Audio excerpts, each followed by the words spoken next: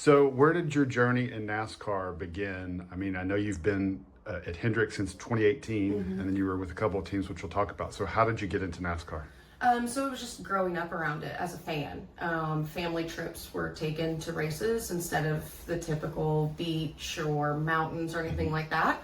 So I grew up around it, and when it was time to go to college and pick a major and trying to figure out what I wanted to do, I knew I didn't want a standard 9-to-5 desk job. I wanted something that had a little bit of it was really chaos, but some excitement and different things that would happen, so it wasn't so mundane for me. And it was just like, why not? They travel everywhere, it's always a different setting, so why not? So that's why I chose to pursue it. So you worked with Collague and GMF. So how did you get in the door with those folks? So I actually interned at Charlotte Motor Speedway first. And then through there I had built connections through the various events that they do.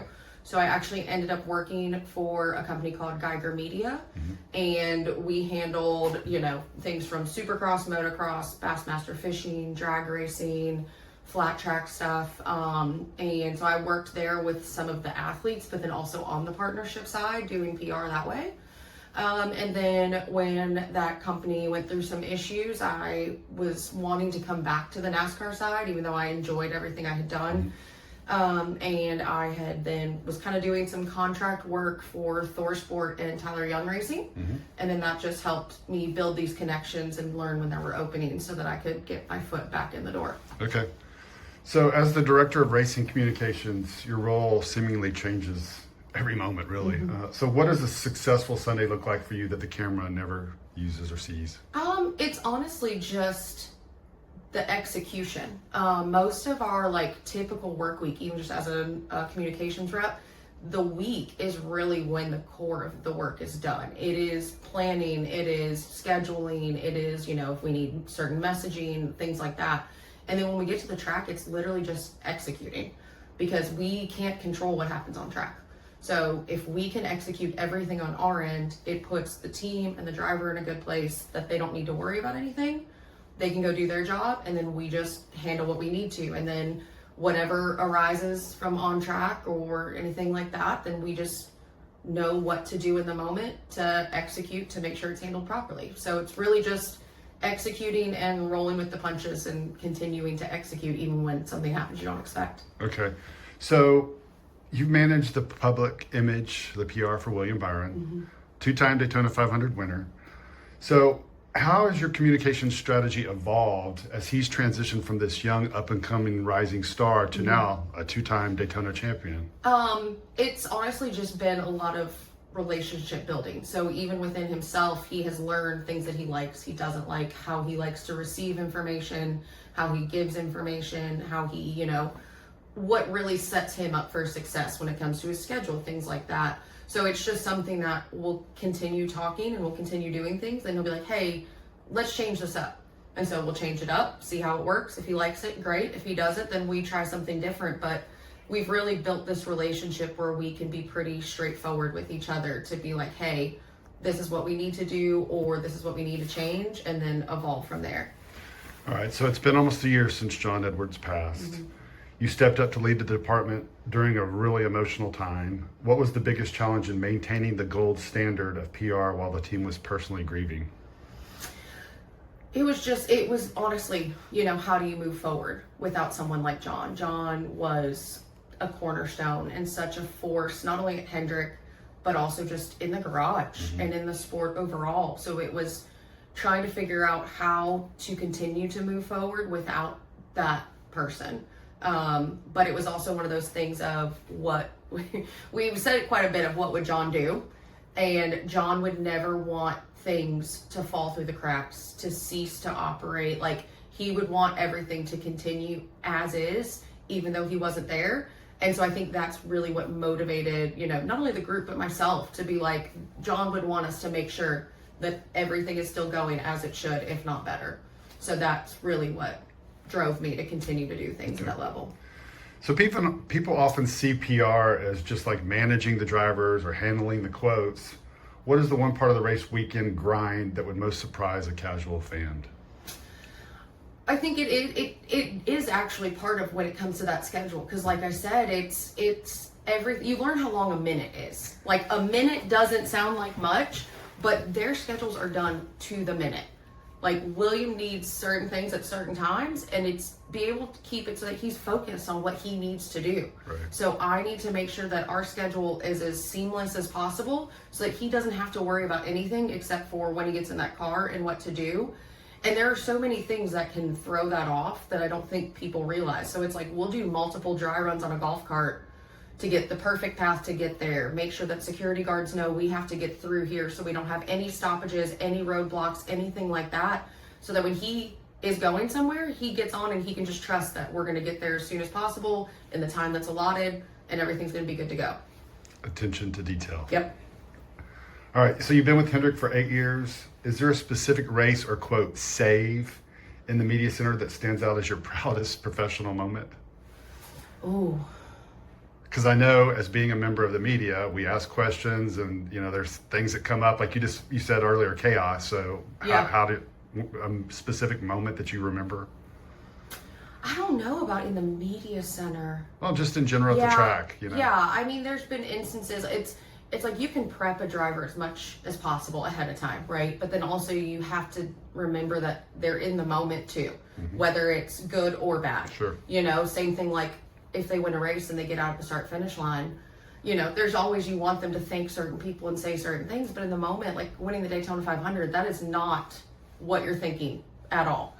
You know, so then it's like, it's just those moments of like still having to pay attention to what's being done and what's being said, and then finding that moment to like pull them aside and be like, hey, I really need you to do this, or hey, I need you to say this. So like there's been, I guess the one I can think of off the top of my head is Darlington, when we were leading and him and Joey got into it and we ended up, you know, losing. But I just remember like, it was in that moment, like obviously he is not thinking about anything other than what just happened. And it's knowing what to say that he's at least gonna like clock it and be like, okay.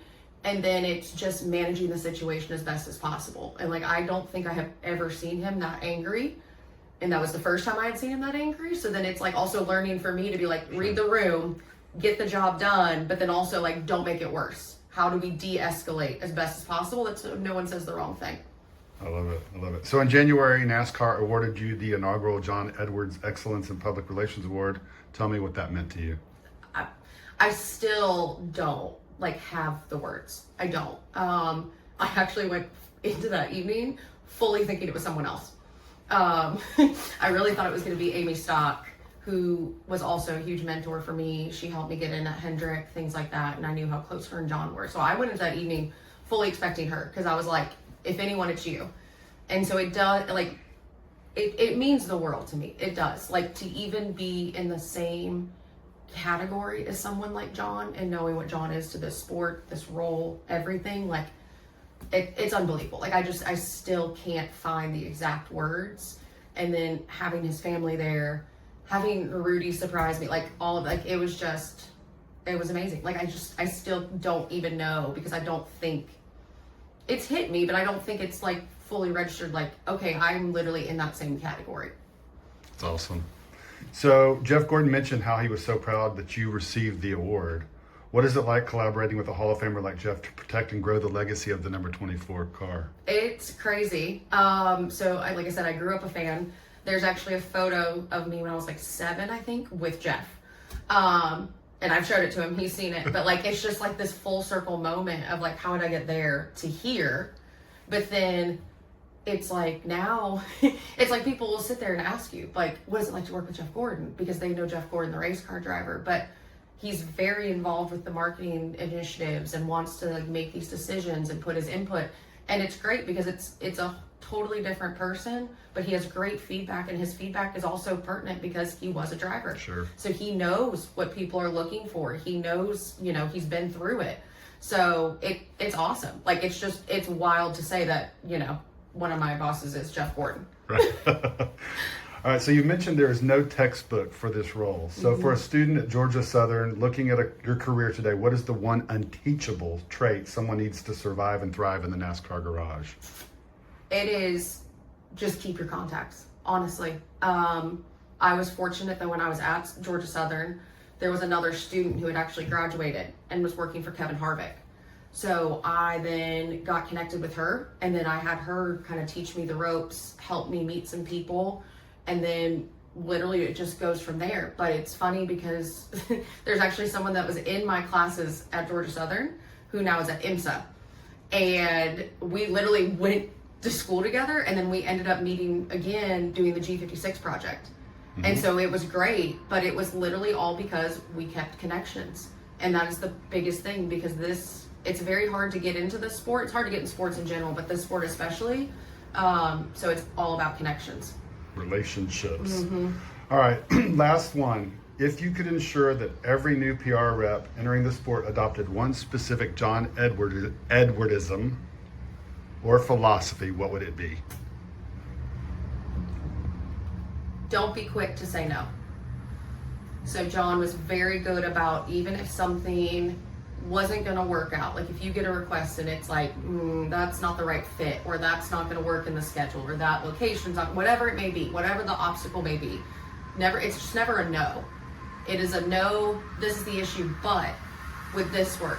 Could we try this? Could we do this instead? Like, it was never just a flat out no. There was always some sort of solution to see if you could still get it done and work for both parties. Very good. Thank you, Ashley. I Yeah. really appreciate your time, sharing your experience, and I wish you the best of luck in Yeah. the future. And I look forward to Thank working you. with you more. Yeah, absolutely. Thank you.